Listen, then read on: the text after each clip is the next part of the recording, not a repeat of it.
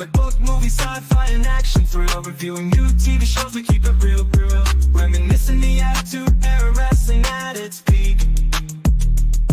Nostalgia from the 80s and 90s, memories we seek. Pineapples for our rings, a unique touch. Geek culture in our blood, we love it so much. Geek Blue forever, we love it so much. Geek Blue, where we talk about it all, from superheroes to wrestlers. We stand tall, Ray and Kevin, the dynamic duo in sight. Geek Blue, shining bright, shining bright.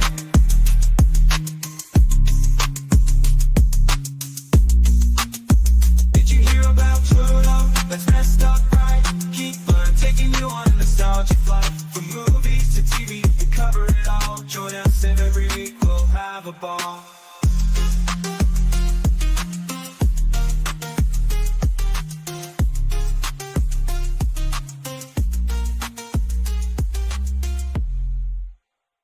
Shuffle.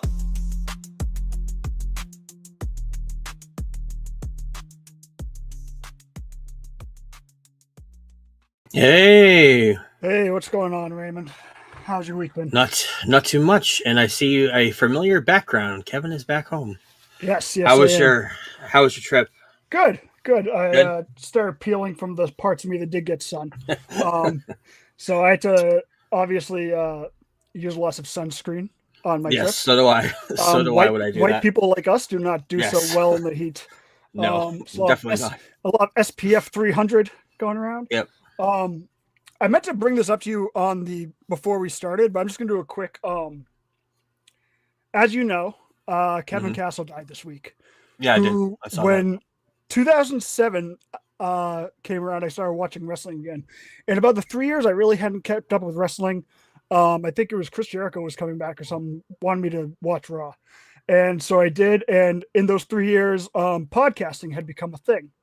Yeah. He and Don Tony started their quote unquote podcast in 1999 when it was just a call in line. Like you paid like $1.50 and you got like an hour and a half long show, but you had to like listen over the phone. That was the first podcast I ever listened to. While I wasn't a huge fan of Don Tony, I loved Kevin's insight into 80s wrestling mostly. The guy was an encyclopedia. Like his brother said, he could have been Dave Meltzer if he wanted to. Like he could have been one of those guys, the historian type guys. But yeah, it's real sad. He was 56 years old, and his favorite wrestler, which he talked about all the time, well, Al Perez was one, but I think that was more of a joke. Because nobody likes Al Perez. I remember him talking about him. Yeah. And the Ultimate Warrior. He Yep. died 11 years, almost to the day of Ultimate Warrior. Ultimate Warrior died, would have been the next day. But yeah, it sucks for the podcast community, wrestling internet. It's when he passed, it was like he was kind of living his gimmick of like an online wrestling guy, but he wasn't really taking care of his health, and he had a lot of health issues, apparently, which I found out about after like 6 weeks ago. He had a heart attack and whatnot, and kind of passed away suddenly. His last text to Don Tony was, "Sorry, I can't make the show tonight. I love you. I'll make you up to you next week." And then he died 2 hours later after sending that DM. But the one thing that I'll always remember about him is around 2011 when Dusty got married, our good friend. I needed something to listen to on the plane, so I downloaded like 3 or 4 old episodes that I hadn't listened to of their show. One of them happened to be the night of Benoit Memorial on Raw. Yes. It was a 3.5 hour show, their podcast. And as their podcast started, it was still in remembrance of Chris Benoit. And as the podcast unfolded, the details came out, and there was like 5 guys on that podcast that night. And it was an incredible like experience, kind of listening to it like live as it happened, even though I didn't listen to it live as it happened. It was 4 or 5 years later. But yeah, it was a great podcast. Till about 2016, I used that to keep up with wrestling. If something sounded interesting, I would jump back in or out, whatever. But yeah, RIP to Kevin Castle. A lot of wrestlers have reached out to his brother from WWE. Like I said, he was trending the next day, it's one of those situations where I don't think he felt loved like he didn't know how loved he was in the community Right. until after he had passed. That show was huge. Even I was- listened to it like a was decade huge. ago. Yeah. It was huge. It And they was- had signs out in the audience. People were And even we always have Don Tony, Kevin Castle Yep. signs in And the audience. Yeah. even when they had trouble, like Mish and Don Tony don't speak anymore, but they did do a remembrance show after Raw on Monday. Kevin Castle and Don Tony didn't talk for like 2 or 3 years, but they had the channel. So I remember basically, that. what Kev would do is he would do like Patreons, and he would go for like his last Patreon was last Thursday. He did a 4.5 hour Patreon like Wow. live stream. It's what he loved doing, and I think he was so depressed that giving this to the fans is what he wanted to do the most. They were supposed to have a meetup like 4 or 5 years ago, and he was so ashamed of his body. And everyone was like, "Where's Kev? Where's Kev?" And his brother was like, "I don't know." He's like, "These are wrestling fans we're talking about. Nobody is in shape that's coming to see us talk. Like, Right. not a single person in this crowd is a bodybuilder." But yeah, it just sucks. I just want to get that out of the way. And Yeah. wrestling podcast will be he'll be missed. Yeah, it was huge. I remember that show, and then I got into Wrestling Soup Yeah, because wrestling of that. soup was fun. Yeah, Yeah.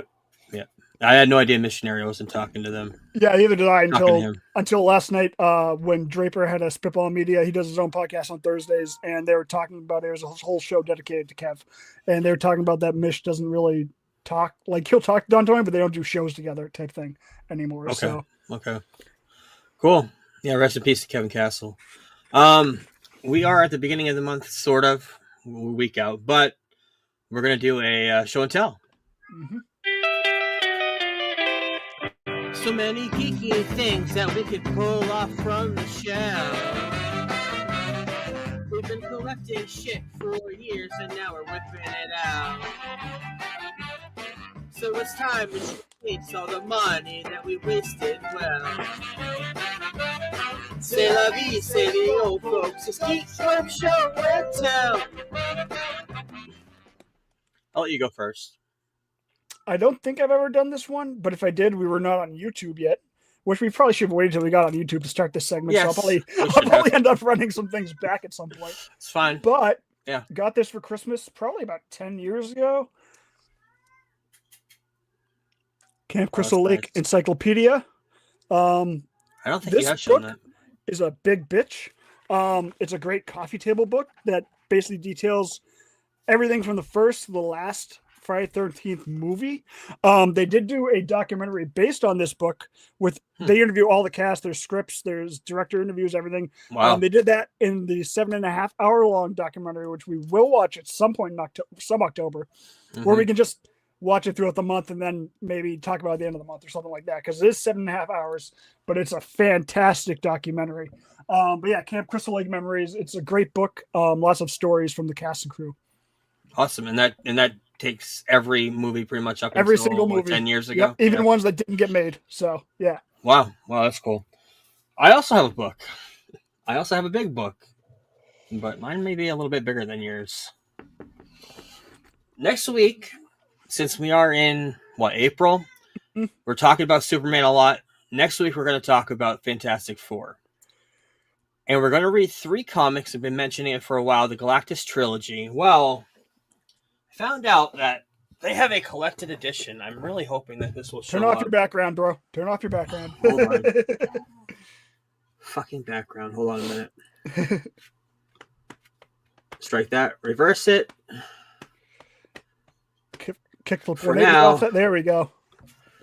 This is the Fantastic Four. Behold, Galactus. Oh, nice. Giant size, oversized comic. It not only does it have I've the seen a first lot 3, of but those. When I went to the store this Yes. week, I saw a bunch of stuff like not that. only do they have the first 3, but they also have when Galactus returned like a decade later. Oh, nice. So yeah, this is really cool. We're going to be reading these 3 comics. The first Just- 3 came out in 1960. Just text me the issue numbers and I'll get to them. 'cause it's 48, just- 49, 50. I think Oh, Fantastic I'll Four? text Okay. it to you. Yeah. And that's just 3 individual comics, right? Yep, 3 comics. that's- Quick read. 60 nothing. comics, quick read. Yeah. Yep. And next week we're also going to be talking Superman because we skipped it this week. I won't get into why because Kevin told me we can't talk about it on the podcast. However, we were supposed to watch Superman 2 and Donnerco, which we'll do that next week. But yeah, this comic, I cannot wait to dive into this. This book is heavy as hell. It's almost as big as I am. But yeah, I love Galactus. This is really cool Alex Ross cover. So, so last week when we left off with CinemaCon. First day, first couple of days, and we had a couple more days left to talk about some stuff that's coming out, and that's what we're going to get into now. Wednesday, after we got off, we had the Universal panel, and talk about a few things that they announced. Jurassic Park Rebirth debuted a new trailer, which wasn't shown online. It was a fire-breathing T-Rex was the talk of this. There's going to be a fire-breathing T-Rex. What we know about this movie is that pretty much the misfit toys of Jurassic Park were put onto this island, and they're going in to try to figure out all these mutated, gone wrong dinosaurs, and they're going to go try to figure out what's left there. And Scarlett Johansson's been talking a lot about this movie coming in, and she's been wanting to be part of the Jurassic World franchise, Jurassic Park franchise forever. And she finally has become a part of it. But a fire-breathing T-Rex, that's interesting. I think she produced it. I think she's one of the producers on this film too. Like she's been trying to get this made for a while. Oh yeah, definitely. How to Train Your Dragon coming out in a couple months. They already announced a 2027 release for the second one. They're going to be doing a live action remake of the second movie as well. Got a new trailer, which I thought was really good for Megan 2.0, and I actually didn't mind the first movie. It's okay. Yeah, it's like Chucky. It's like a PG-13 Chucky. Yeah. It's okay.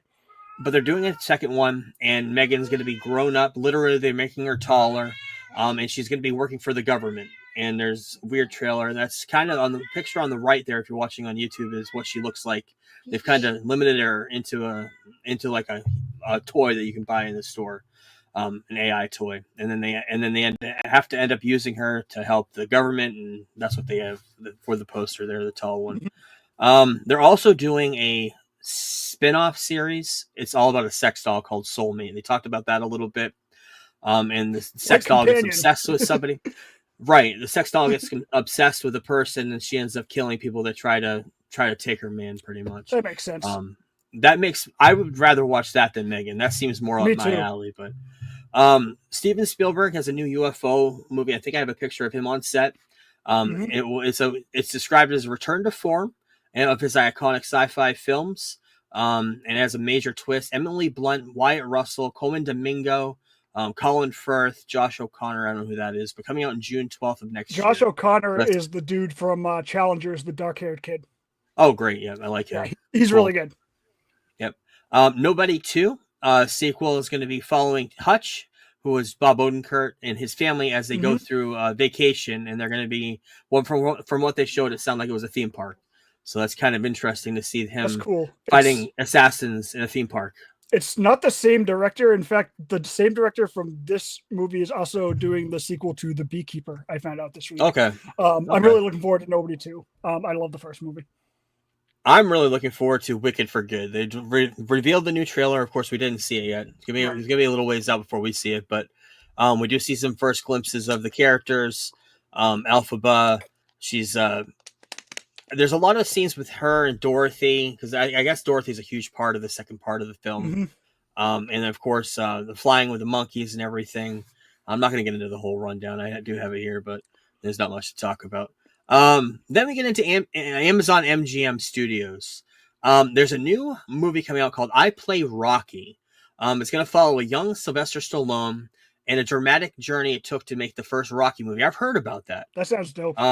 I don't know who they're going to cast to play Sylvester Stallone, but it'll be interesting to see this movie take place. Peter Farrelly Brothers, is going to direct it. It's going to be on Amazon. Project Hail Mary. Project Hail Mary is the one movie out of CinemaCon that everybody's talking about. It stars Ryan Gosling. It's going to be a sci-fi movie where he's a character with an ET-type lovable alien named Rocky. It shows a biology teacher who must travel through space after the sun begins to erode. Kind of an interesting topic. And a lot of people say the trailer looked really, really good. So yeah, interesting. Also announced a new Thomas Crown Affair starring Michael B. Jordan. He's going to be directing it. And if you've seen the original one with Pierce Brosnan, they're going to be remaking wasn't that a remake? I think that was a I remake believe of so. itself, or it was based on a book, maybe. I can't remember. I think it was a remake. You're right. Okay. After the Hunt, Julia Roberts, and Aya Dabiri, who is in The Bear, Yep. and Andrew Garfield. He's going to be playing a sexual assaulter to the girl from The Bear, and he's still going to be a villain. I haven't seen him really in villain roles, so it'll be interesting to see. Mercy, Chris Pratt, man trapped in a chair who must prove to an AI courtroom in 90 minutes that he didn't murder his wife. And that's that movie. Sounds like it's going to take place in real time, if that's Yep. the case. Very, very much. They released the new trailer for Masters of the Universe, saying it looks a lot like if you were to take the 80s cartoon and bring it to life. Talked about Jared Leto looking like a really, really good Skeletor. He's a hooded figure, no face at the time. But yeah, the costumes, the weapons, everything looked really, really cool from what they saw. Mm-hmm. And Amy Pascal and David Heyman came out and talked about the next James Bond movie. Yes. Of course, we talked about it a couple weeks ago, where they're taking over. David Heyman being the one who ran Harry Potter, and Amy Pascal is Spider-Man. Of course. Yep. You know what I kind of expected? Now imagine this: you're at CinemaCon.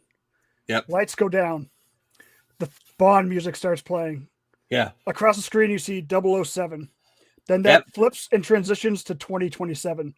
Even if they couldn't make the date, I think that would have it would have been like 30 seconds and had the entire world talking, and they would have won CinemaCon. This, of course, is Amazon's first CinemaCon because this is the first time they're dedicating to putting movies in theaters.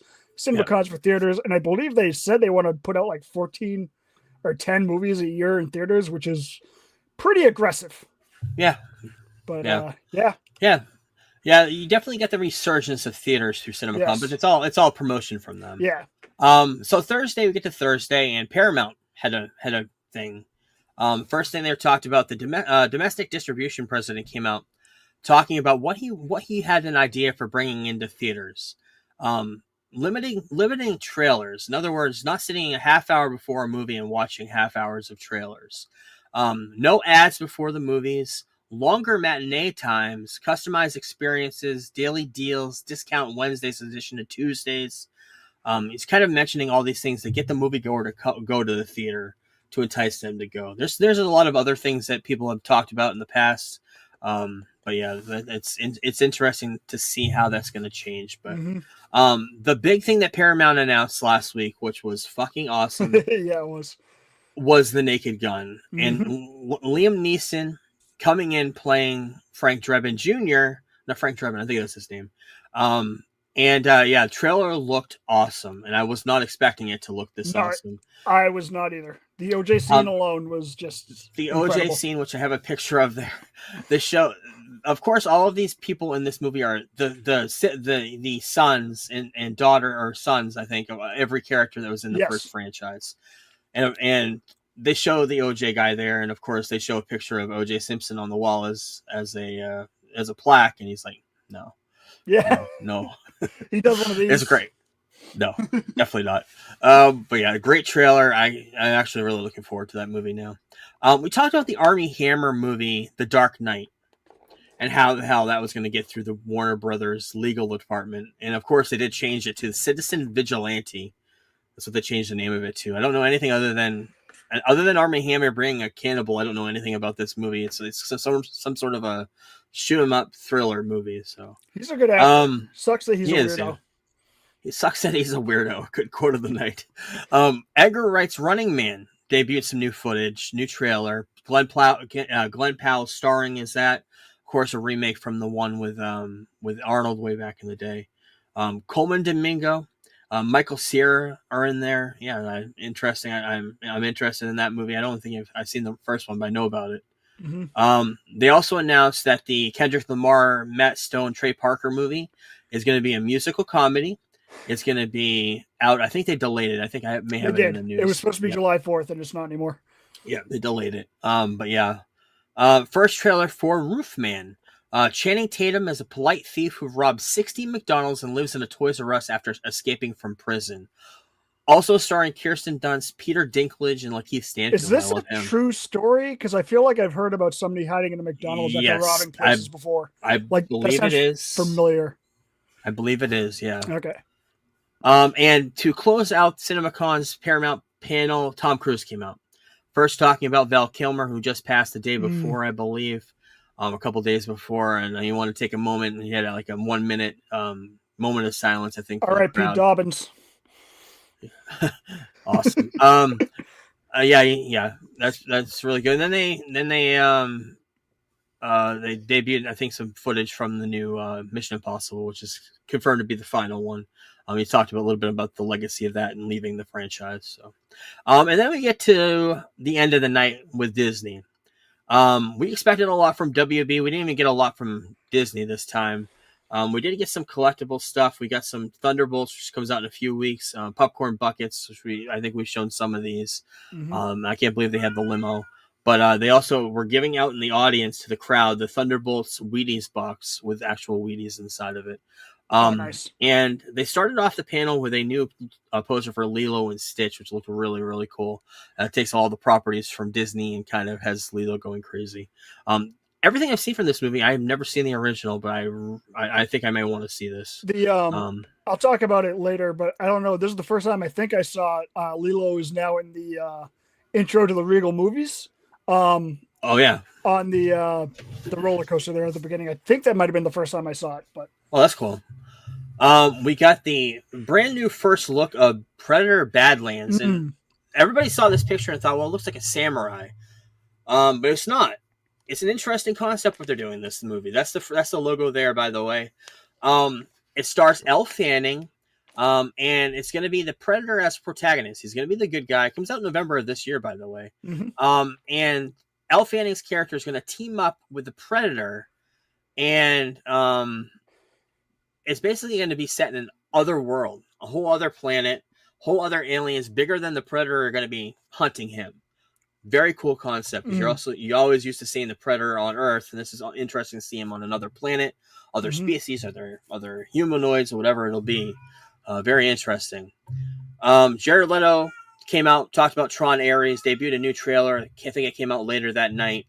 Looks great. It's the Tron universe coming into the real world with all the light bikes and everything. It looked really, really cool visually. The music done by Nine Inch Nails sounded great. I cannot wait for this. Deliver Me From Nowhere, the Bruce Springsteen movie. You got the first picture of Jeremy Allen White as Bruce Springsteen. This comes out sometime, I believe, this year, maybe next year. I think they're currently filming it. They debuted some new footage for Thunderbolts. We got a new poster. Kevin Feige came on video screen talking. He was on the set for Avengers Doomsday. He said the whole entire cast has not been revealed yet, which is kind of already known. He also said that it'll focus on the teams of the Avengers, the Wakandans, Fantastic Four, Thunderbolts, and the original X-Men all fighting Doctor Doom. So then after that, they revealed to the audience, not to anybody else, the full trailer to Fantastic Four. And everybody says that Shia LaBeouf has comic accurate looking like that. Big things of note, confirm that Sue Storm is pregnant. Reed has stretched the boundaries of space, and that's what he thinks brought Galactus to Earth. And we get the first look at Julia Garner as the female Silver Surfer. I cannot wait for this to release. I thought it was going to be released on the 4th like everybody else. It was not. But we'll probably get it before Thunderbolts. I think it'll probably play before Thunderbolts. Same with Superman. When the summer movie blockbuster season starts, that's when we'll be getting some good shit. So, Avatar, Fire and Ash. I don't think I have anything about that, but the Fire people are going to be the main adversaries. The Ash people are our former Na'vi that are filled with rage. That's basically all they said. And that marked that down for like 1.7 billion on the low end. Yes. I think the most the coolest thing I've ever witnessed is in 3D watching the very first Avatar in the fire scene with the ambers coming down is one of my favorite visuals. And this is going to be a fucking 3-hour movie that's just going to be that. So this is the most I've anticipated an Avatar movie since the first one. In the IMAX first Avatar, seeing those helicopters flying by the screen. Yep. No other 3D movie has done that to me. And I think a lot of people have tried to replicate that. It just has not happened. But that was it for CinemaCon. Not a lot of huge, big big stuff for us to watch. There's a lot of news coming out of it. And we'll get some trailers. Some of these trailers we'll be releasing in the few months here to come. So, last week I completely forgot to mention this. I finished Paradise, the show Paradise. Yes. Very, very good show. Leaves up to a season 2, which was picked up. And this week they added to the cast Timothy Olmstead, who was Lassiter in Psych. Yep. Yeah, so that's interesting to see for season 2. Just wanted to mention that it's a great show, sci-fi, set in a post-apocalyptic kind of world. Kind of wondering what happened to the world outside. I don't want to give too much away, but yeah. Daredevil, episode 8, penultimate episode. Few things that happened. Bullseye's jailbreak was awesome in this episode. Matt throws his head down on the table, and he ends up getting a tooth loose, and he uses the tooth almost as a bullet. Yeah, fucking incredible. Which I believe happened in the comics because a lot of people were like complaining about it for some reason because people just like to complain because that gets clicks these days, and interactions. But I believe that happened in the comic because somebody was like, "Bro, that's like legit a panel from the comics," which is kind of cool. It might be a bullet in the comics, but using the tooth, I thought was very creative. Yeah, I really liked how it looked. Fisk has a task force. I don't think we mentioned it much on the podcast, but he has this task force to take care of vigilantes. And they are old, bad police officers that are on his payroll. And they're a menace. And this episode did a great job showing them. And at the very end of the episode, Matt Murdock saves Kingpin from Bullseye, who's trying to shoot Kingpin. We don't know why. We don't know the whole full story yet. We know Vanessa's a part of it.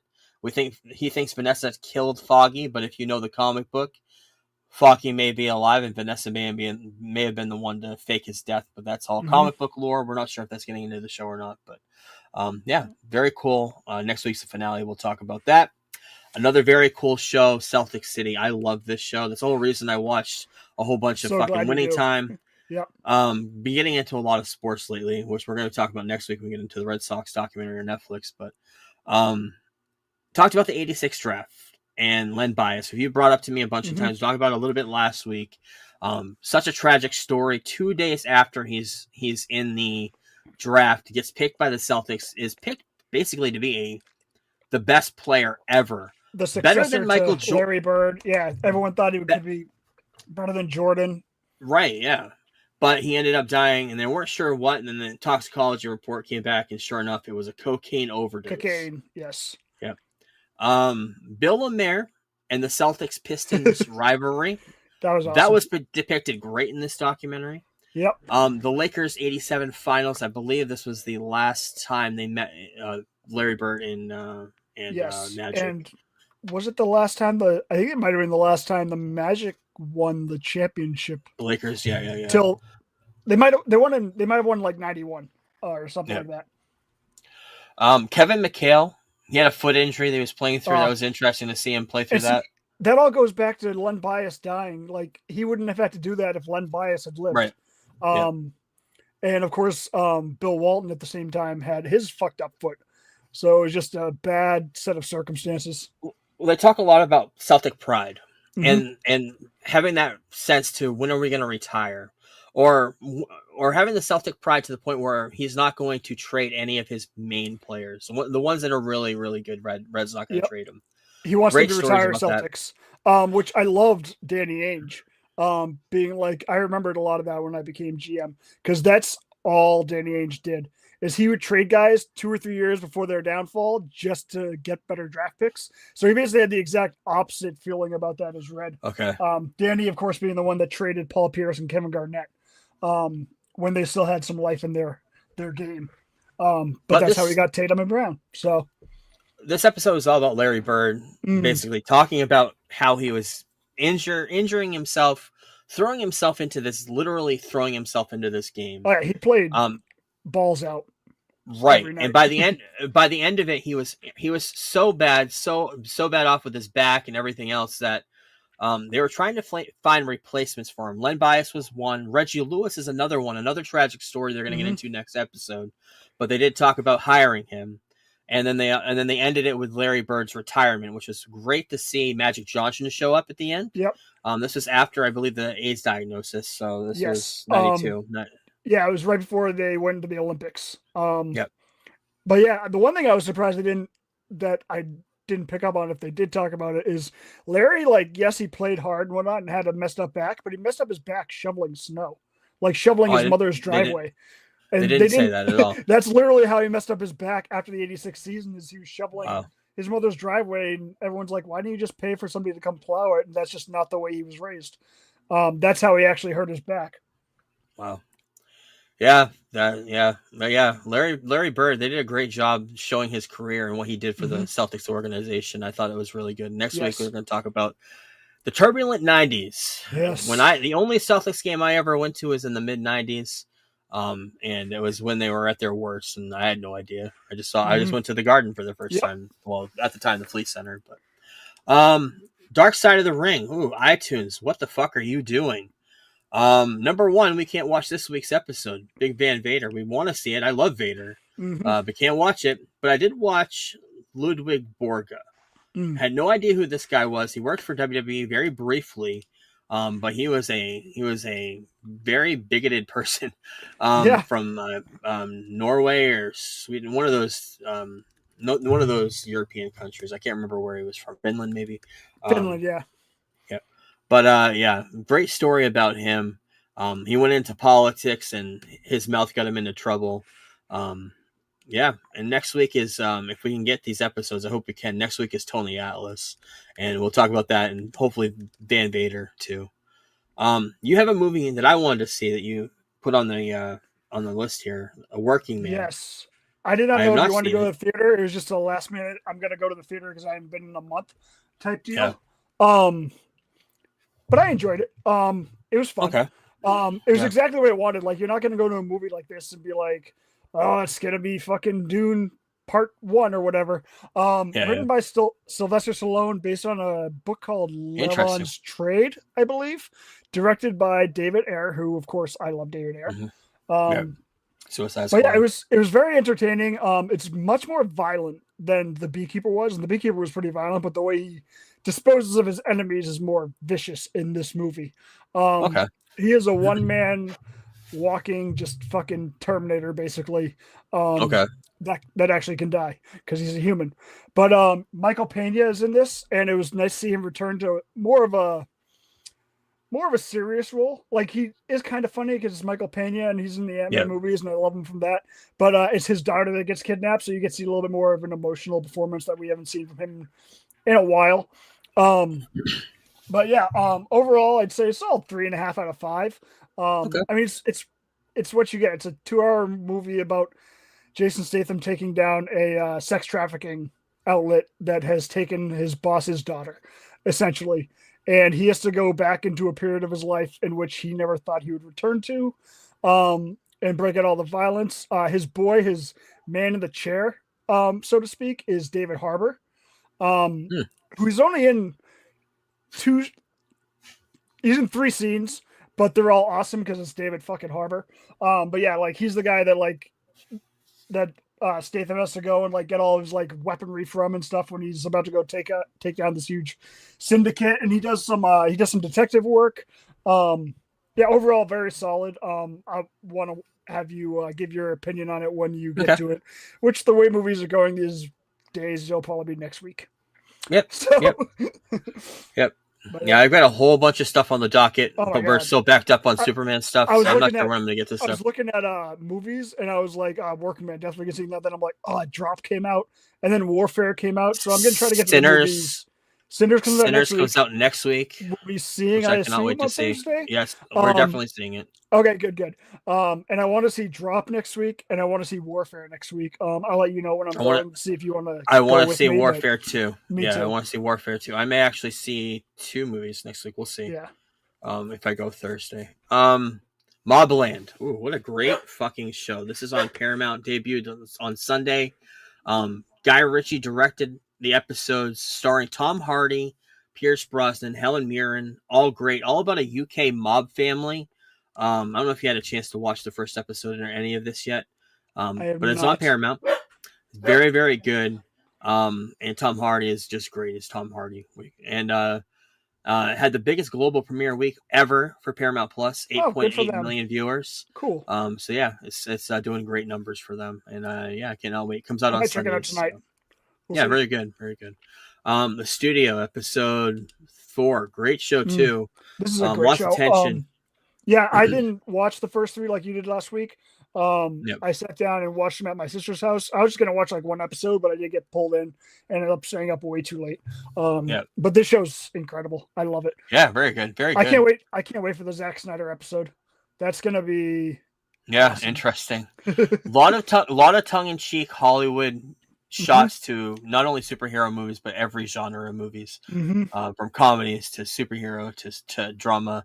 This show was almost a spoof of Chinatown, the way it was played out, but it was really cool. And we talked about last week, the end of the show, Val Kilmer. Briefly going to talk about some movies I watched this week for the first time, including a recommendation that you had for me to watch for this week. Top Secret, Real Genius, 2 of his first movies that came out in the 80s, both comedies. Top Secret is a musical parody movie, kind of on the same wavelength as Airplane, directed by the same guy. Real Genius is one of those 80s, kind of like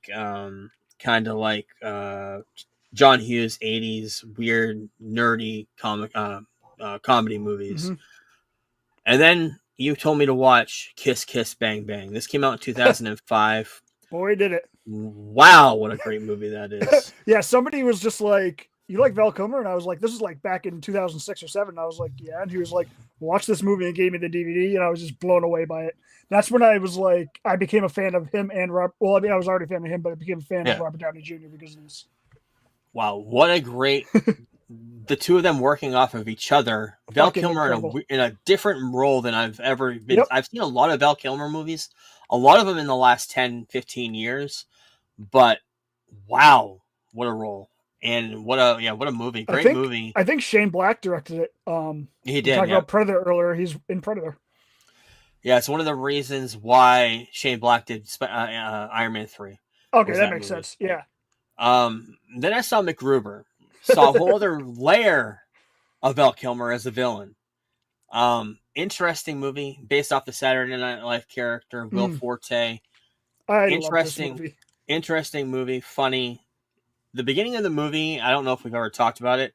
Tons of wrestlers in this movie. Yeah, Jericho's in it, right, and who all die. Yep. Within a minute of being on screen. He's recruiting a whole team and they all die because he ended up fucking up the C4. This movie's I love this movie. I think I brought it up to you a few years ago and you were like, I don't really like it. And then you texted me this week that you started watching it past like 10 minutes. And right. I never started it. No wonder you never like cared to see it. Because if you watch like 10 minutes, it's like, but like you watch the whole thing and it's fucking cunt. Or whatever Val Kilmer's name is. Yeah, his name, Val Kilmer's name is Cunt. And every time he'd yell at him, hello, cunt. I think I brought it up when the TV show came to Peacock, which is also a very fun show. Yeah. I do recommend the TV I heard show. That. And the one thing that you recommended to me to watch it last week, and I did, was the Val documentary that came out in 2021. And this narrated is one of the last things he did. Yeah. Narrated by his son. And he had a huge part in it. He was basically the whole entire thing was all about him. It's all home movies that he made from his childhood on. He was one of those kids that had a video camera way early in the 80s when a lot of people didn't. And he had tons and tons of videotape. And it's interesting because it's seeing Val way back in the day when he was spry, full of life, being narrated by his son. Because he can't talk now, even though he does talk in it. He has the kind of the voice box thing. He presses his neck and talks like this. So scary, so sad to see. But he is still, the thing about him was even with his thing going on, he was still full of life, still joking around. This was only a few years ago, and sadly he passed from complications of everything that he was dealing with. But rest in peace to Val Kilmer. Big, huge shock to Hollywood last week. Speaking of rest in peace, we are in baseball season. We're in baseball movie season, and started off with 42, movie about Jackie Robinson, starring Chadwick Boseman, the movie that made him a star in Hollywood. Got him a lot of roles because of this. Black Panther later on because of this, but also the next movie we're going to talk about. But great baseball movie. Didn't know a lot about Jackie Robinson other than him being a pioneer for baseball. But yeah, very, very good movie. And then I watched Get On Up, his other movie where he played another iconic black character of James Brown. Great fucking movie. Both of these are awesome. I can't believe you never saw Get On Up before, because I know how you I've are actually, about music movies. I've actually waited for 3 years to watch it because of us in this podcast and baseball movies. I knew I was going to eventually talk about it. That was one of the first talk about Blu-rays I bought that came with the code. Yeah, I love that movie. Yeah, I have a picture in our notes. I forgot to put in the notes for YouTube, but the picture of him and that one bigoted Phillies player. Yep. That was a great scene in 42 where he was calling him every racist word you can see from the mound. And he didn't even really get reprimanded by anybody in the Major League Baseball. It was just like, hey, come here, take a picture with us. Just let's bury the hatchet. And like, really? Jackie Robinson's like, really? After all that, okay, fine. He just became a bigger man and took a picture with the guy. Great story. And finally, this week, before we get into news, we did read a comic book that is about 3 or 4 weeks in the making. Justice by Alex Ross. This came out in 2005 and 2007, 12 issues, 3 volumes there, different covers, look really, really cool. Drawing done by Alex Ross, and I can't remember who wrote it.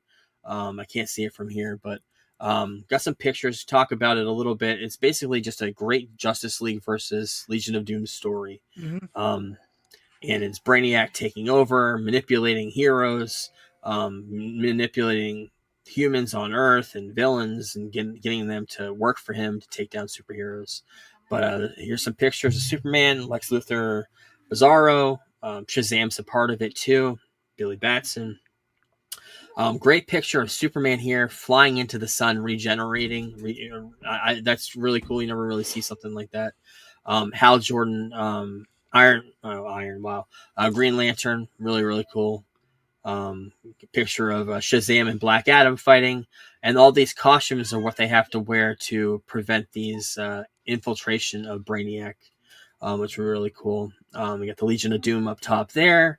We got all of the bad guy kids who they ended up who the villains end up turning into bad guys in the middle of the story. Joker as a vampire, really cool visual. I love that Joker. We also got a Wonder Woman who's kind of been poisoned in this, and she becomes like that, looking like that. Zatanna, like her, Superman, Red Tornado, great character. Green Arrow, great depiction of Green Arrow in this, and his wife Black Canary. Great fight between I want to say Orm, but it's not Orm. Black Manta and Aquaman, and all the Green Lanterns coming to save Hal Jordan at the end of the battle. And then we get Superman finally taking Brainiac's ship in space, which is shrunk down, and putting it into his Kryptonian treasure trove. And we get a glimpse of Batman in the Batcave with Alfred. What of Brainiac? Well, Brainiac's been captured. Really cool story. And that brings us into the news.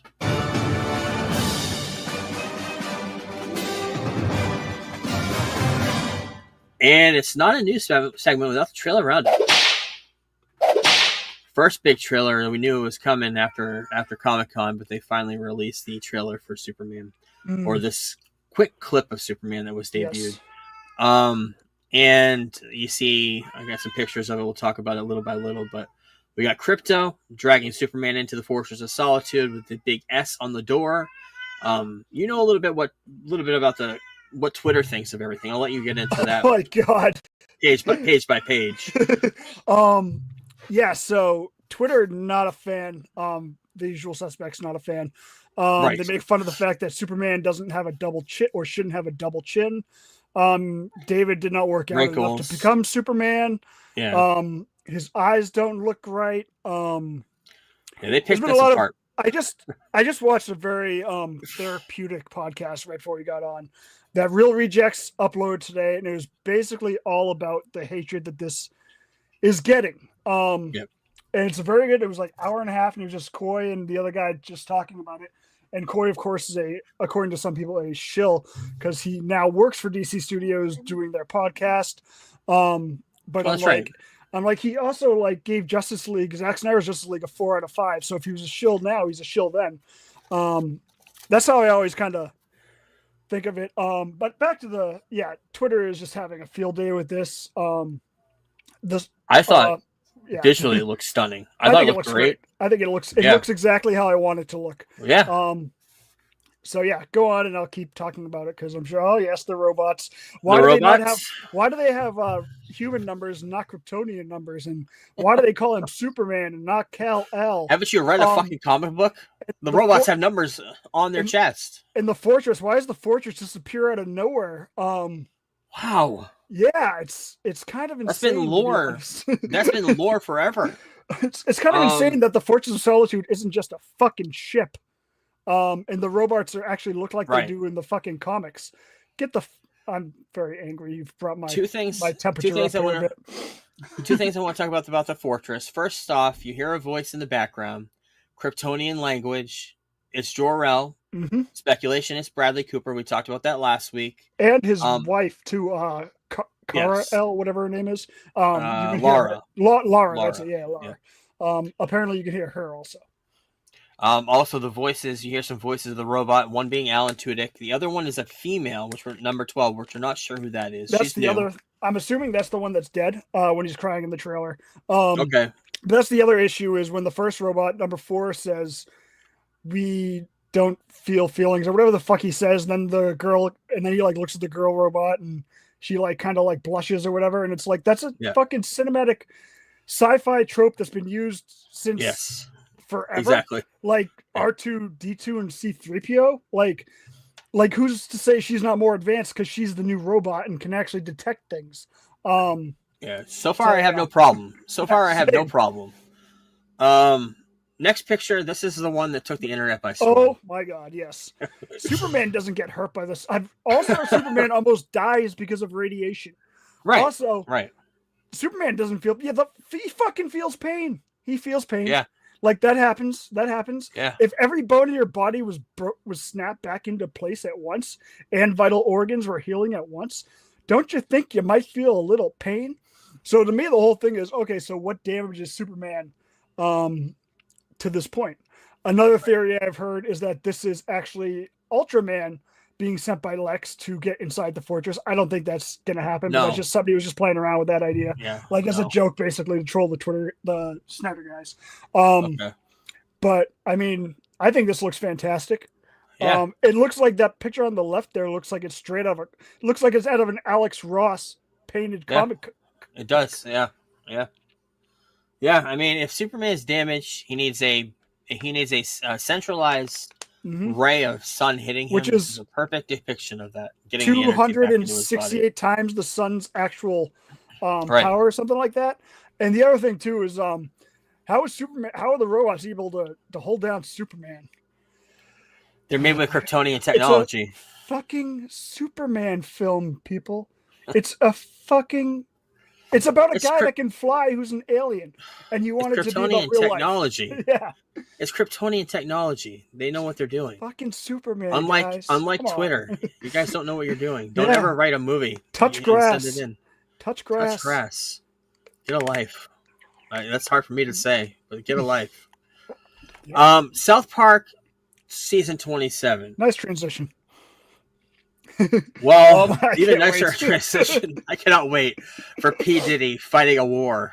This is going to be awesome. And there's definitely a war against Canada, which is even better if you know the movie that came out 25 years ago.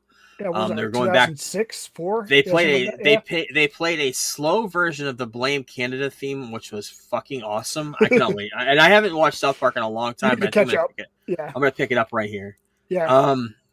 This came out today. I'm going to watch it for next week. Ooh, yes. All about WrestleMania 9 becoming a spectacle. It's on Peacock.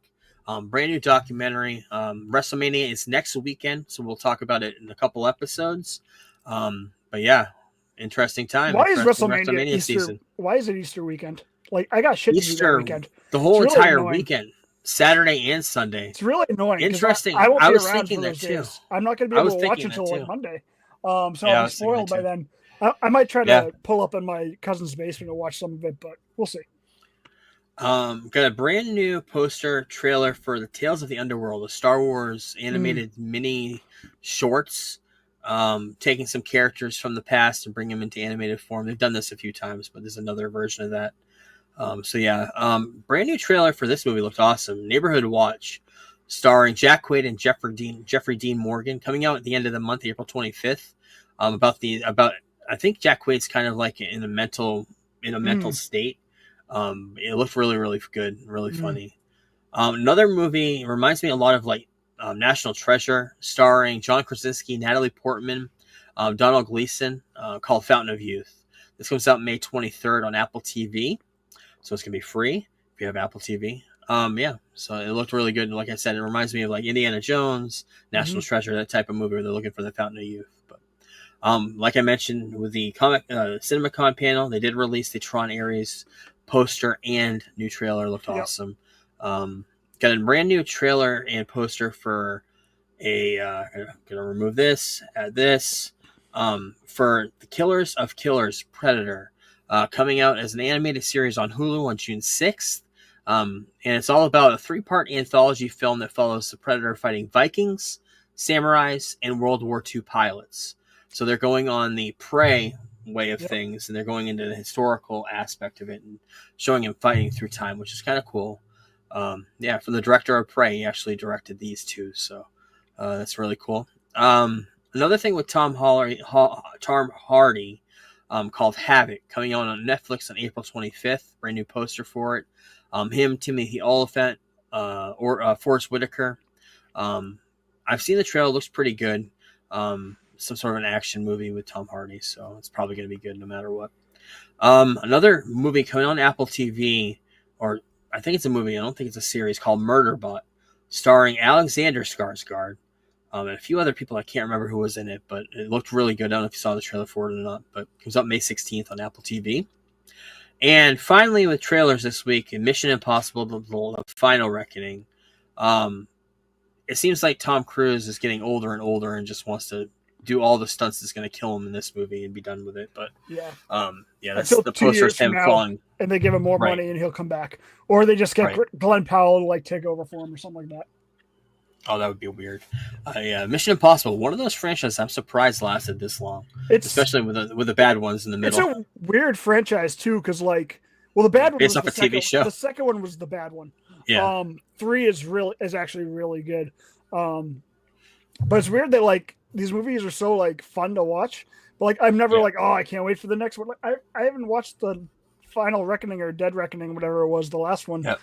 I bought it like a year and a half ago. I just haven't gotten around to watching it. But like when I watch these movies, I'm having a great time. It's weird. It's very odd.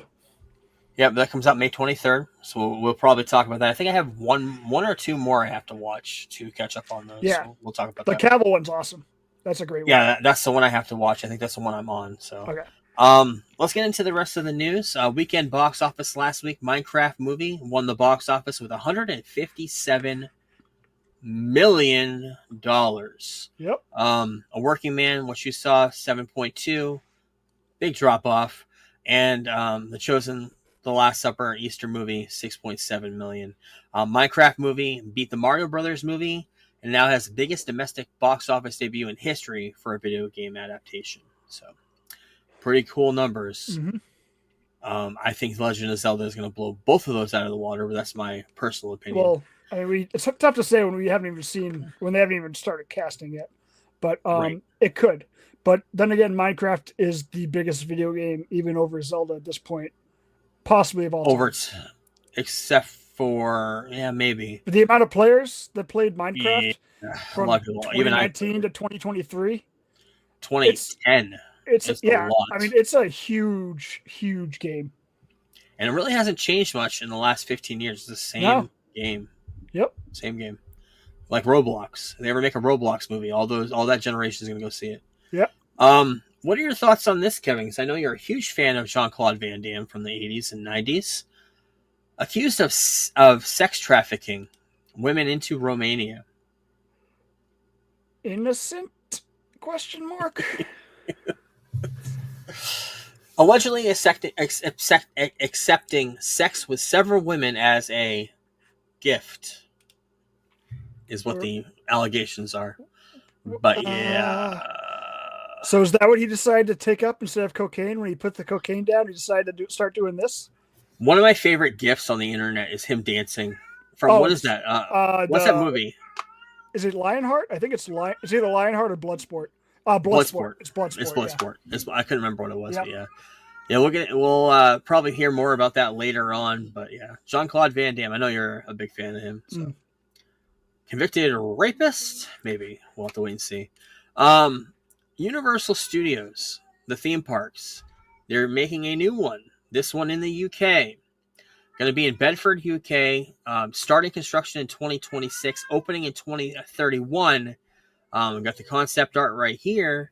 And speculation went wild on what lands will be here. The big ones being Back to the Future, possibly. Maybe some stuff they have from the Universal Studios over here. They're saying that they could have a Back to the Future roller coaster, which would be interesting. In the DeLorean. Yep. Yeah. But the ones that were officially rumored from the BBC article that came out, I think yesterday, they're going to have a James Bond theme park. They're going to have a Paddington, which is huge over there. It's little. It's not as big over here, but Paddington is huge over there. Yeah. But they're also opening a epic Lord of the Rings for there too universe.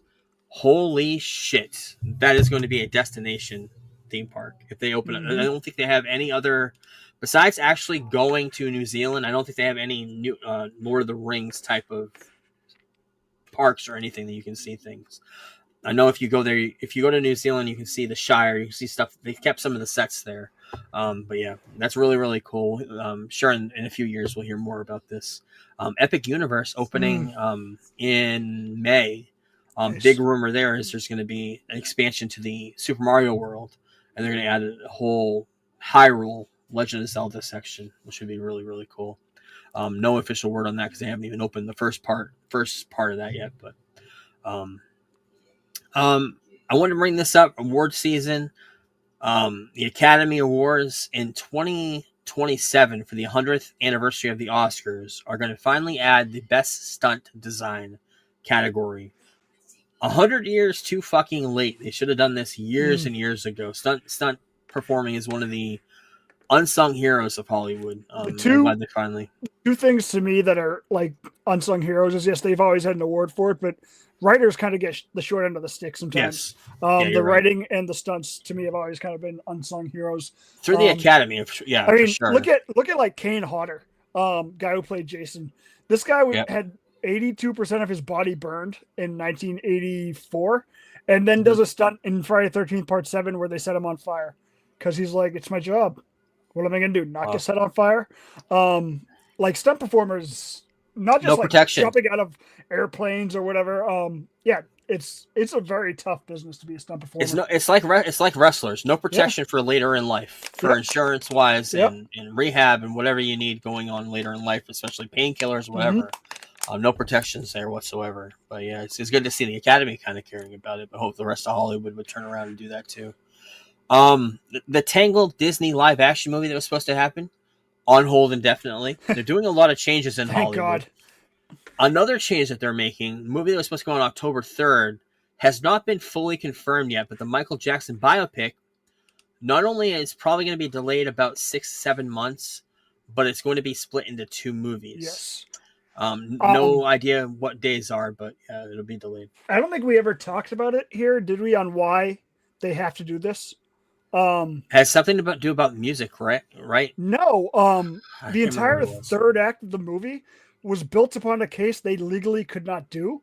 So when whoever read it off for the estate side, whoever read the script and gave the okay on it, shouldn't have been able to do that because the entire third act revolved around one of the cases, and because of a settlement, they can't mention the kid's name or anything about him.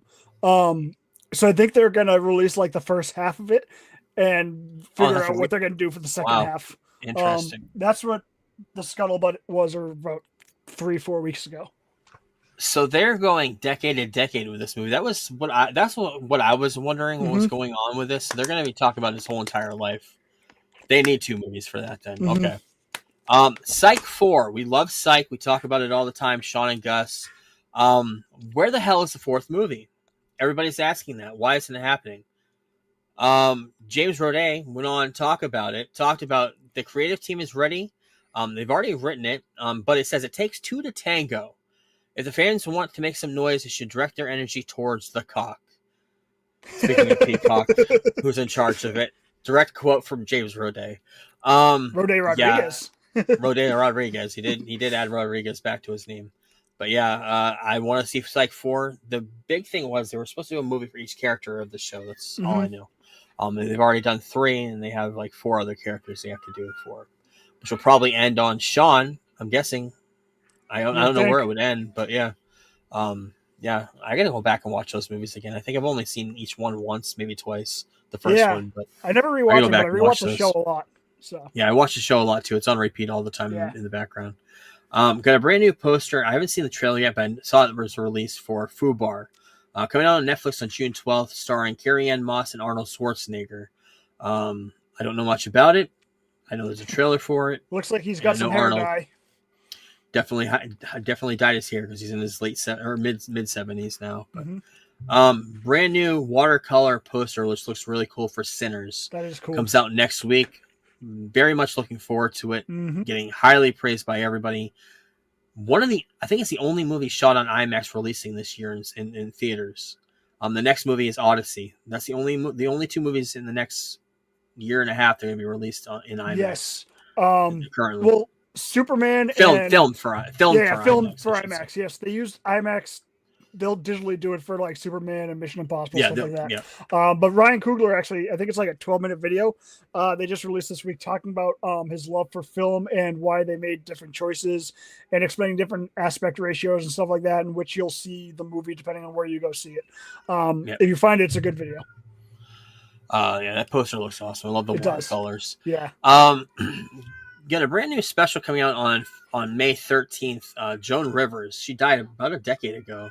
Comedian, big in our life. I mean, big, huge 80s, 90s. She was in Spaceballs, stand up. She was in a lot of roasts way back 20 years ago. Died from plastic surgery, like Kanye's mom. Died on the table. But yeah, they're gonna do some sort of a tribute with her and a whole bunch of other comedians. So yeah. Brand new picture of Dexter in a suit. Yep. With David Mishalshin filming Dexter Resurrection. Comes out in just 2 months. I cannot wait for that. Eric Dane, who was in Euphoria. He played the father of Jacob Elordi. And he was diagnosed with ALS. But he's going to be 52 years old, and he's going to be filming Euphoria next week for season 3. He's going to be filming his scenes for that. I'm not sure if he's in a wheelchair, he's got a walker, he's got a cane. I have no idea what's going on with him, but he just found out, I believe, and he just wanted to announce it before he started filming. So that's cool, except for the diagnosis. Cool he's coming back, though. Simpsons, Family Guy, Bob Burgers have a 4-season renewal each at Fox. I cannot believe that The Simpsons is going to be lasting over 40 seasons. Holy crap. But yeah, Simpsons going to be one of the longest running shows ever by then. If it isn't already. It already is, yeah. Yeah. It's like up there with basically like The Tonight Show. Yeah, that's crazy. Ice Cube reached a deal finally to write and star in the Friday movie from Warner Brothers called Last Friday. 4th movie in the franchise. Been talking about it forever, bringing everybody back kind of as the end of the series. First in over 20 years, the last movie came out. So, hope they bring back Chris Tucker. That's the only reason I would want to see that movie is Chris Tucker, and Chris Tucker has always been against it. He's kind of a religious guy. He's kind of like out of that whole thing. He also I think he overpriced himself out of the sequels. Yes, like I think he wanted like $30 million or something like that. Like once Rush Hour took off, like he wanted like a lot of money for any of these movies. Yeah. So we'll see. Yeah. He's not doing much but stand up right now. Even if it's just a cameo, it'd be cool. Yeah. Guy Ritchie, the best parts of that movie are dead. Yeah. Ice Cube's father, he's gone. Witherspoon and Zeus gone too. Devo, gone. Guy Ritchie's in talks to direct Roadhouse 2. Roadhouse 1 came out with Jake Gyllenhaal and Conor McGregor last year. Guy Ritchie's in talks to direct the second one. So interesting. I love Guy Ritchie. So, The Smashing Machine, starring The Rock as Mark Kerr, the boxing movie, coming out on October 3rd. Why does The Rock look like Chael Sonnen in this photo? I have no idea. That nose and the black hair, and I can't wait for this movie. It's gonna be awesome. Hopefully, WWE doing a weird thing with the Hall of Fame this year. Not only the first time that they're doing that moment with the WrestleMania match with at 13 with Stone Cold and Bret Hart, they're doing matches, single matches, putting into the Hall of Fame. But they're also doing legacy inductees, kind of like the Rock and Roll Hall of Fame does that too, where you're not a real Hall of Famer, but you're kind of in a legacy category where you didn't have a huge amount of hits, but you're just right there. Everybody knows who you are. Yep. And this year they're going to have Kamala, Dory Funk Sr., and Ivan Karloff. All people know, but they weren't really big. They didn't win a lot of titles. Didn't have a lot of presence other than they're guys that are mostly known outside of WWE. Yes. Is basically what it was when Vince bought the company and started bringing people in. I mean, Kamala had a huge role in WWE, so he might be the exception, but for the most part, Koloff and Dory Funk did most of their most productive stuff outside of the company. I like how they're doing this, because you think a Hall of Fame career.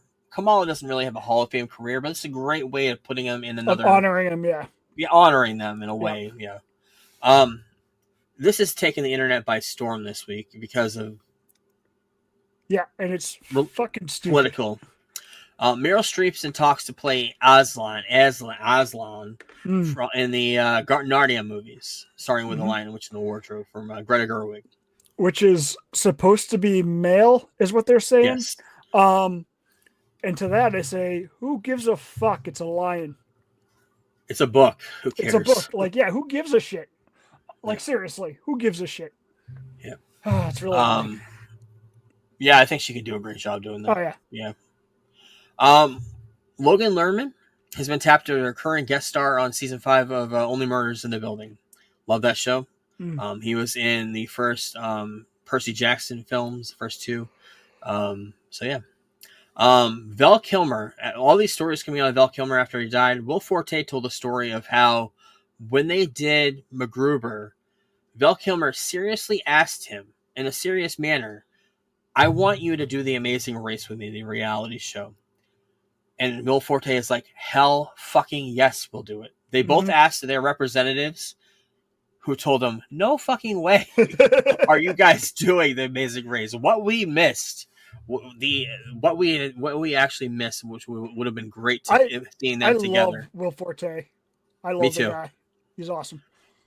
Yeah, saying it's his biggest regret of his whole career. I think it is too. Robert Pattinson. This is crazy story that came out this week. Reportedly being eyed for a role in Dune 3. Robert Pattinson doing a lot of stuff that year. Yeah. Dune, the Batman.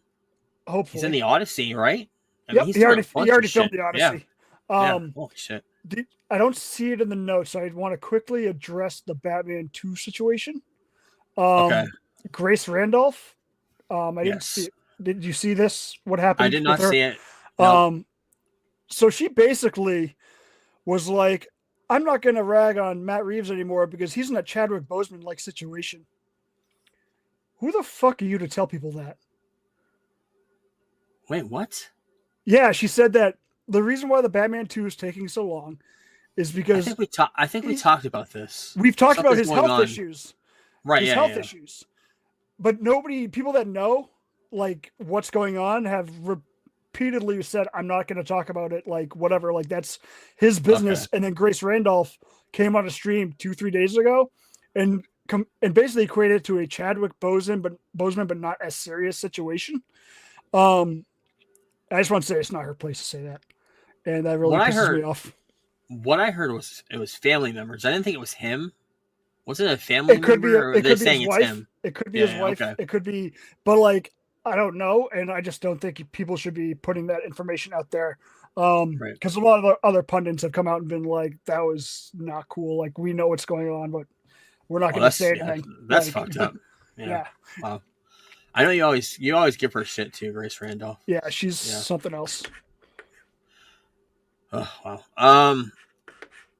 It's funny that the studio movie or TV show's out, and they're doing the Kool-Aid movie. And I think Yes. even they made a joke in the show about, oh, we're gonna do a Hershey's movie, or they want to do a Hershey movies. Well, they're actually doing a Hershey chocolate movie. It's in the works, directed by Mark Waters, who did Mean Girls.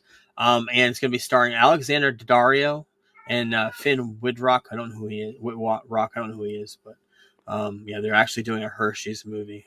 I'd rather Um, a Lego movie and not like the Lego movies we have, but how about the creation of the Lego? That'd be yeah, fun. yeah, it'd be interesting. How I know what you did last summer, coming out this summer. Mhm. Not a remake, sequel. Brand new kids coming in. That's them on the top left there. And bringing back the original cast too, Freddie Prinze Jr. I'm so and, glad they brought back Freddie Prinze. Yeah, I like him. He was a big part of they're Raw great. back in like They're a great in decade those ago. movies. Yeah. Yep. Dire Wolves. Oh man, what a great story came out this week. You were wondering where George R.R. Martin is with this fucking book. Well, obviously not writing because he's busy hugging dire wolves. If you know Game of Thrones, dire wolves are the wolves that the Starks have, Mhm. and they've been extinct. Real life animals been extinct for thousands of years, 10,000, 15,000 years, and they took DNA from fossils of dire It's wolves. a real Jurassic Park situation. Yeah, it is Jurassic Park in real time.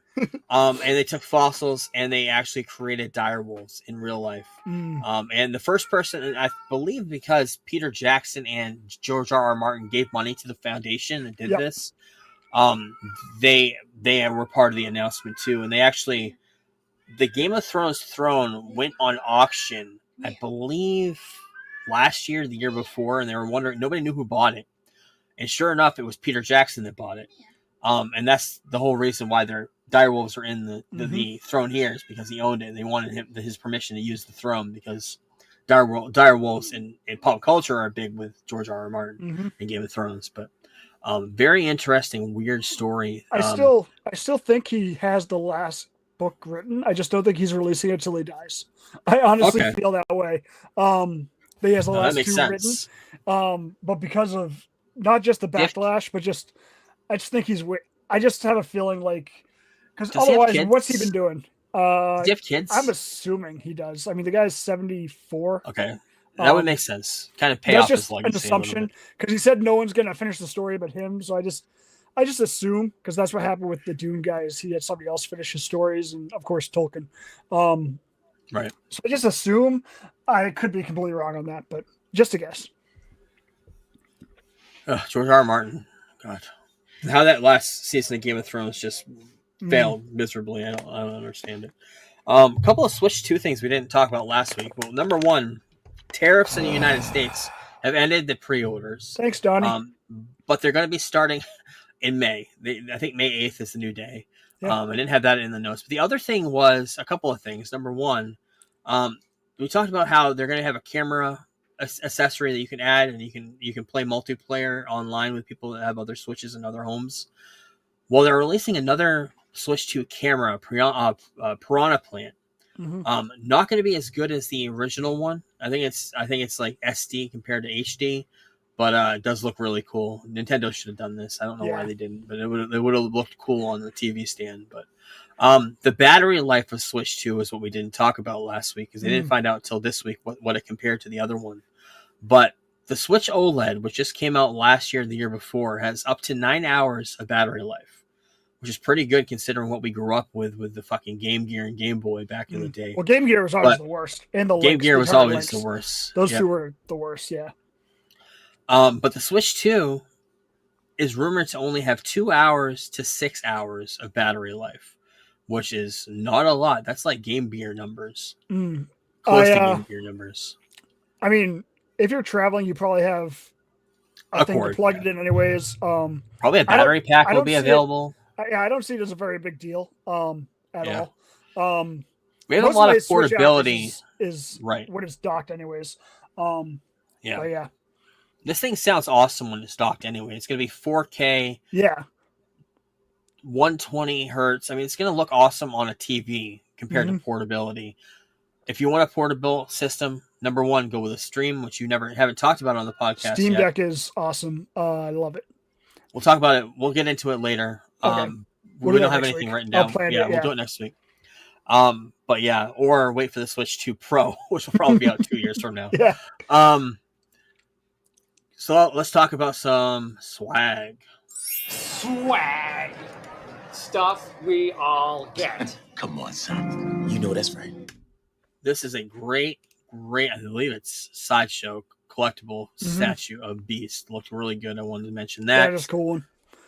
A pop figure of Superman from the 90s. Black suit Superman. I need this. I don't know where I'm going to put my pops. I'm running out of pops. Just when you thought you were out, they pull you back in. I've bought 6 pops in the last 2 weeks. I know. It's one of those things. You go on sprees and all of a sudden you're $80 deep. My Superman ones are up here because I have nowhere for them to go. Another great, this is ornaments. You're getting Hallmark ornaments. The preview for next year already. It's from X-Men, the animated series of Wolverine on the Sentinel head. Awesome. Another one, Hallmark ornament for Stone Cold Steve Austin. Ooh, that's this cool. is kind of a preview shot. It's coming out sometime next year. We'll know more about it probably this summer, maybe by May, June. Marvel at Legends series figures coming out with a Tobey Maguire black suit Spider-Man, the emo Spider-Man, if you want, if you will. Okay, looks weird. And Hot Toys coming out with a Anakin Skywalker right before he kills the younglings. Red eyes and everything right as he turns to the dark side. Probably, if I were to guess, this is right before Mustafar, but yeah, really, really cool. I guess it's Japan exclusive too. But in comic books, Face It Tiger, you just hit the jackpot. What? I heard that. Mary Jane Watson is going to be the next Venom. Interesting. It's going to be an interesting story between her and Peter, especially with Venom symbiote. But breaking news via that text. What? My niece is officially committed to Ohio State, which is the Nice. one school I didn't want her to go to because I fucking hate Ohio State, sports-wise. But, good for her. Awesome. Cool. Brand new poster for Thunderbolts, the IMAX poster. I actually cannot wait for this movie. It's getting some praise behind the scenes. I'm not sure what's true and what's fake on the internet anymore, but yeah, you have no idea. Yeah, we have no idea. Everybody's saying it could be good, saying the previews are good, but we'll see. I trust say it's really good. Okay. But then again, it's all opinions anyways, so I never look at reviews before movies. I just go in and hope for the best. I love the Century. I think the Void story, the Century story is amazing. Yep. I hope they do it justice. That's all I have to say about that. I'll rely on you for that, but yeah. In fact, I have a whole bunch of Century comic books coming in the next few weeks. I may talk about the character a little bit more in depth when the movie comes out. Brave New World, Captain America. Saw it a few months ago. Came out on digital today, or comes out on digital on Tuesday. Comes out on digital for us this week. We got it last few days, but oops, we don't steal. Drop that, strike it, reverse it. But yeah, coming out digital 2 months after. I'm sorry. It was released. Did you say something? I couldn't catch you there. Going through. Oh no, nobody heard that. Nobody heard that. Good. Marvel has confirmed in a comic book that the Scarlet Witch is alive in MCU canon. Okay, I have no idea about that. Vincent D'Onofrio talking about Kingpin and what we've wanted from the Kingpin is him to be in a Spider-Man movie. He says he can't appear in any MCU films. It has all to do with the rights being caught up somewhere. I don't understand that. Unless it has something to do, even the Netflix rights, I don't understand it. But he can be on a TV show, but he cannot be in any. He can't play one-off Wilson Fisk movie or nothing. He can't be in any movies for some reason. It's very weird. It's all about. Yeah. I guess Daredevil was in No Way Home, but I guess that was Matt Murdock. I don't really know. The only thing I can think of is, unless he's talking about Spider-Man rights, because his rights are complicated because he's a Spider-Man villain, but he's also a Daredevil villain. So both camps can use him, but maybe Sony doesn't want to use him as their version because they don't have the full rights of him. I don't know if I'm speaking out of pocket here, but Sony hasn't always made the best decisions regarding their movies. Out of pocket? You're in the pocket. That might be a hot take. Some would say. So That's a definition of in the pocket, Kevin. I mean, Yeah, they haven't yeah, for always made sure. the best decisions. No, outside of Sony, yes, but I mean, outside of Spider-Man, yes. Inside of Spider-Man, definitely Yeah. not. Haley Atwell, according to the Hollywood Reporter, is going to appear in both Doomsday and Secret Wars. Okay, character that has been around since almost the very beginning of Marvel MCU, so we'll see. In a weird thing, I don't know why Robert Downey Jr. did this, but he released this card for his birthday, for an invitation for his birthday party. Turned 60 years old, by the way. And it's him with his brand new haircut, which is confirmed. I've seen real pictures of him with that haircut. Interesting choice. Interesting choice of the costume. I do not think that's comic accurate. I fucking hope it's not. I think that might be just like a design that he had drawn I think up it for is.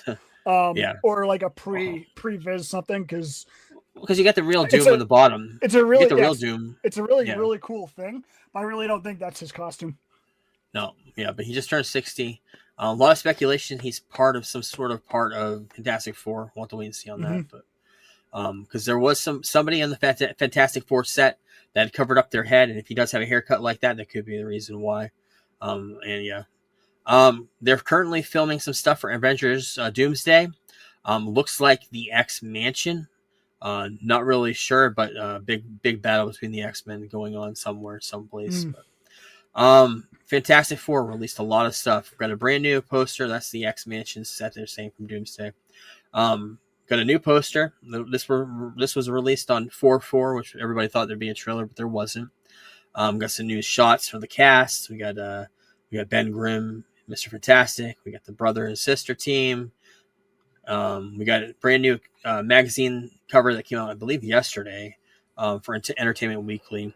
Matt Shackman talking about it being a 60s space race movie. They shot it with miniatures, practical sets, and vintage lenses to make it seem like a 60s movie. Kind of figured he was going to do shit like that because he did a lot of that with WandaVision, so that's why I liked when they hired him to do this. Talked about the team being famous in the film. This idea is that they are the most famous people in America because they're adventurers, explorers, and astronauts, not because they're superheroes. And they come back and they're superheroes on top of it, but primarily they're astronauts. They're a family. I kind of got that from the trailer. Talking about the movie some more, they are in their own universe, which is wonderful and liberating. There's really no other superheroes. There's no Easter eggs. Eventually this world will meet up with another world. But for now, this is their own little corner. And we kind of been speculating that as well. Like I mentioned, those are the covers for Entertainment Weekly. Got some new pictures in that as well. There's some here, some great ones. But yeah, I cannot wait for this movie. I'm very, very excited. I can't wait for the next trailer that comes out. Especially when we see the glimpse of Silver Surfer to see what she looks like. But another thing a lot of people were talking about this week is this ring for Guy Gardner, Green Lantern from Superman. This is going to be for sale. I don't know who makes it. I don't know if it's costume jewelry, if it's made from a reputable source. Gem. I have no idea what it is, but it's going to be a screen accurate version of the Green Lantern ring that's inspired from the movie. So interesting. Got a new trailer. White Lotus debuted this week, and we got a new trailer for a whole bunch of stuff coming out this year, including Peacemaker Season 2. First looks at John Cena as Peacemaker, him returning to the character, so it looked really cool. We also got a first glimpse of a couple of scenes from Welcome to Derry, another show I'm looking forward to. Not DC related, but I do love it, so I wanted to bring that up. Superman Day. A lot to talk about next week, possibly, maybe. Superman Day is on the 18th, which I think is Friday. But they're in the promotion of everything. Every trailer is coming out. Stay tuned for Superman Day. New comic books coming out. I know they did a recover of Superman or Adventure Comic or not Detective Comic. No, what the fuck is it? Adventure Action Comics.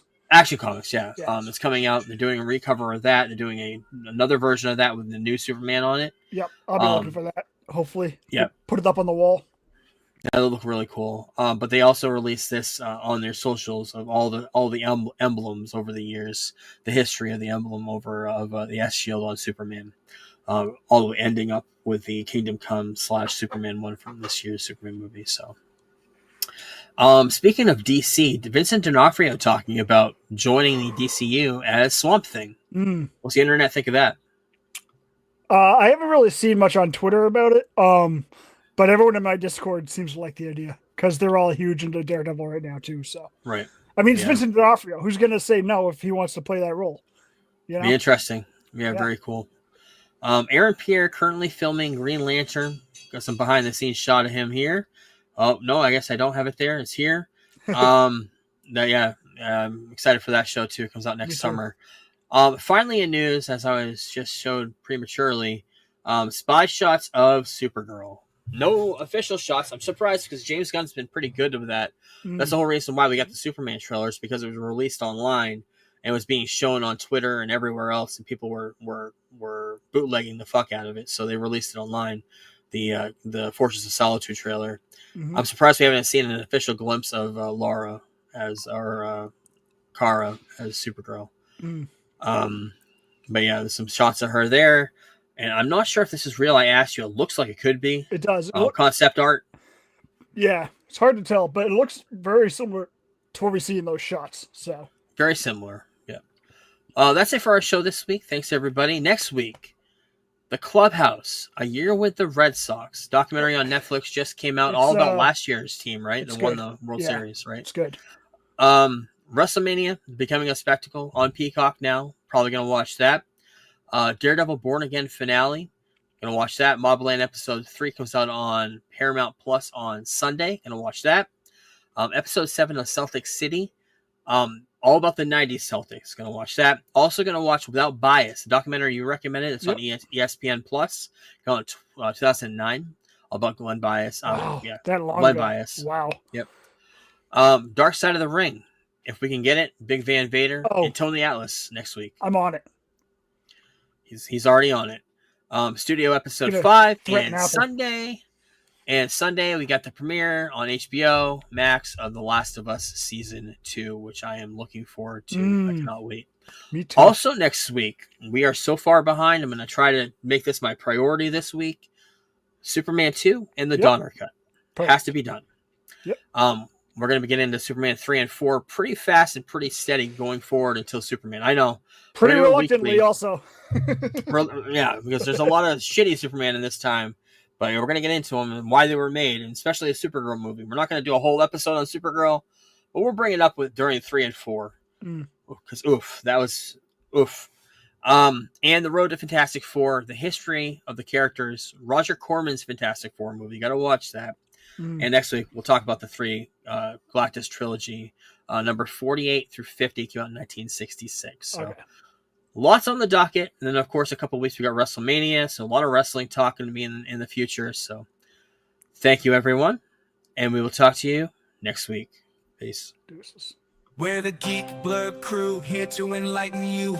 Talking all things geeky, from movies to wrestling to our podcast is the place where you wanna be for all the latest news and nostalgia from the 80s and 90s. We review comic book flicks and sci-fi hits, riding the wave of action movies with all the cool bits. From Iron Man to Star Wars, we cover it all. And when it comes to wrestling, we never drop the ball. Geek Blurb, we're the kings of the nerds, rating movies and pineapples, our opinions never blurred.